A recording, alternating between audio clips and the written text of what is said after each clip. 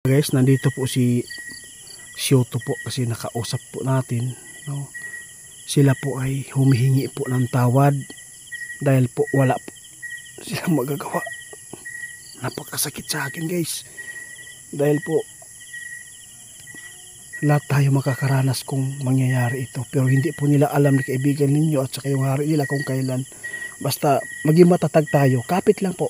Nandito po si kaibigan natin Shoto, guys, para magpapaabot po sa inyo.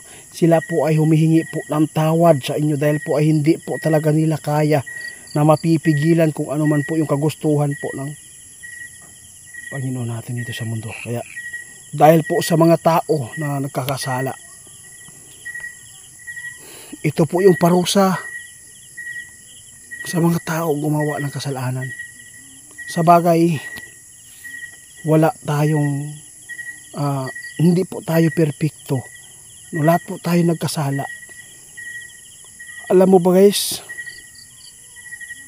nalulungkot talaga yung mga kaibigan po natin dahil sinabi po nila sa hari nila na kung anong maitulong po nila dito sa mundo ng mga tao.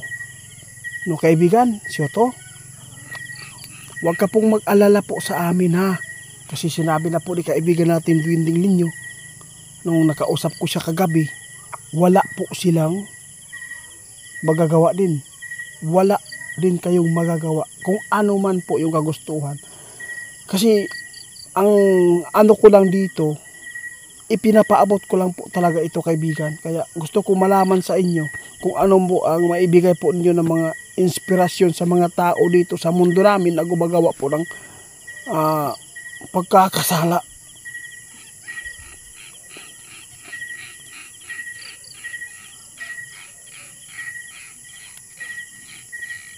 Salamat, kaibigan. Guys, ang ingon ni Shoto, dapat po ang ato ang buhaton diri sa kalibutan karon.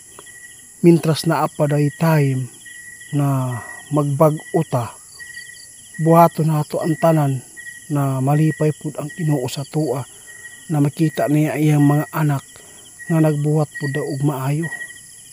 Kay kadalasan gud karon ang giuna po daw sa tao, ana si kaibigan, puro na lang po kalayawan og material na butang. Kaya nagtatampo talaga, kaibigan. Sabi po niya, guys, kung oo, tama po kayo. Kung kinsa man tumabugat o nga buinuhatan ka, kung sino man yung mabigat po ng mga kasalanan po ngayon, dapat po ay balik na po kayo at maghingi na kayo ng tawad. Kasi mas lalo pa daw ninyong pinabigat po yung mundo. Mas lalo po ninyong pinabigat din po ng galit po ng Panginoon. Kaya Shoto,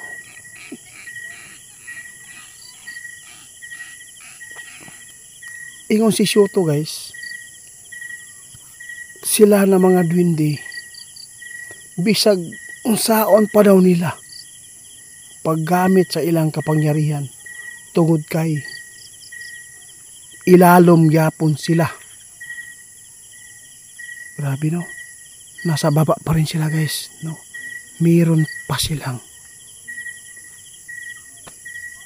sinasanto dahil hindi po nila kaya napigilan kung ano man po yung galit ng ating Panginoon. Kaya nagpapasalamat po tayo, guys, kahit po wala po silang nagawa, nakipag-usap sa atin ng masinsinan yung mga dwindi para lang humingi po sila ng tawad para sa mga tao, dahil po yung kakayahan po nila ay may hangganan din.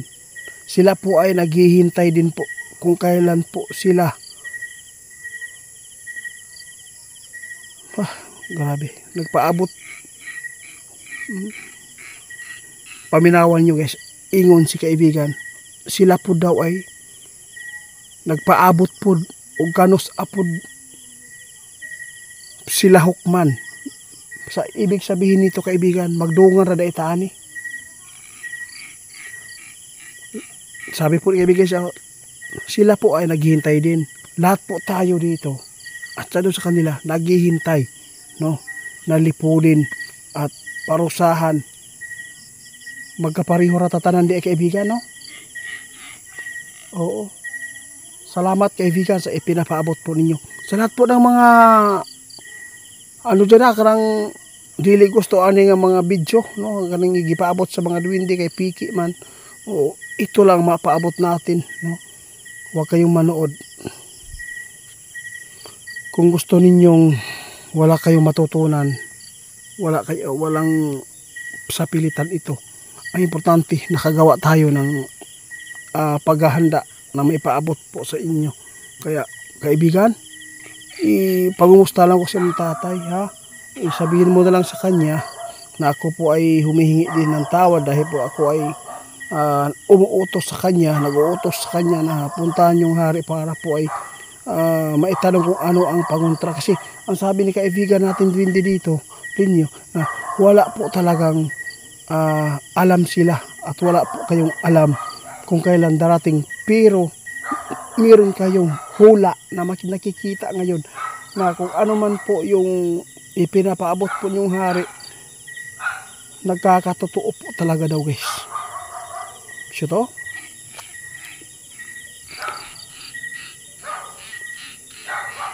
ang sabi po ni Shoto, guys, kung ano man ang ipinapaabot po ng kaibigan po natin Duwending Linyo, sundin po ninyo. Kasi lahat po ng sinasabi nila ay nasa puso po nila. Kahit ganito lang po ang kanilang maitulong, wala man silang kakayahan na hulaan kung kailan po darating. Basta yung sign, sinabi po ni Linyo, kaibigan Shoto, alam po ninyo kung kailan, no? Oo, kasi guys, meron po silang makikitang sign po sa kanila kung mangyayari na, pero hindi po nila nahuhulaan kung anong year, kung anong oras. Yun lang po. Basta tulad po namin kaibigan, marami din mga tao na may kakayanan po na makita po yung kalamidad, tulad po ng bagyo, ulan, kasi yung mga weathercaster, no, makikita po nila. Kaya magkapari-pariho na po. Pero kakaiba kayo kasi po yung mga nahuhulaan po niyo ay nagkatotoo. Alam mo ba kaibigan, yung dilubyo, sa totoo lang, sinabi na yan ni kaibigan, hindi lang po dito sa mundo, dito sa Pinas, kundi pati po doon sa ibang bansa. Anong nangyari sa Taiwan ngayon? Sinabi po ninyo yan, sinabi ni kaibigan ninyo na lahat po ng mga OFW, kung sino man yung malapit sa dagat, dapat po ay lumikas kayo kasi po ito po talaga yung ipinapaabot. Wala akong magagawa. Yung mga inggit sa atin, yung galit, no? Wala akong magagawa. Kung yun po ang kagustuhan po niyo na manlait, gogo lang kayo. Kasi gogo din po kami. Walang makakapigil kung ano man po ang ipapaabot po ng aming kaibigan Duwende. Huwag po muna kayong mag-judge, no, sa mga ginagawa po ni Bro Larry, sa mga herbal po namin, kasi maraming nakabenepisyo po. Salamat kaibigan.